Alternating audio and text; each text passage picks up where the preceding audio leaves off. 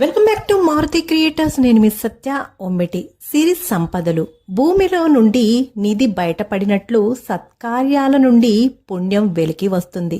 స్వచ్ఛమైన శాంతమైన మనస్సు నుండి వివేకం ఉదయిస్తుంది. మానవ జీవితం అనే సమస్యల చట్రం గుండా పయనించేందుకు ఎవరికైనా వివేకమనే వెలుగు, పుణ్యకర్మల బలం అవసరం. అవి మానవ జీవితంలోని నిజమైన నిధులు అని బుద్ధ భగవానుడు ఉపదేశిస్తారు.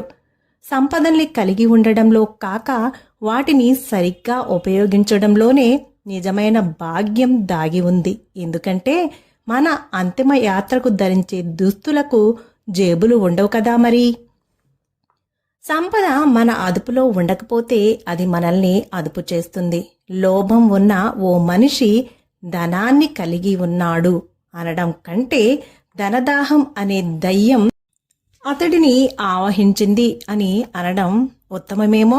కూడబెట్టే వాడికి కొంచెమే ఉన్నట్లు, పంచిపెట్టే వాడి భాగ్యానికి అంతులేనట్లు. అవునా కాదా?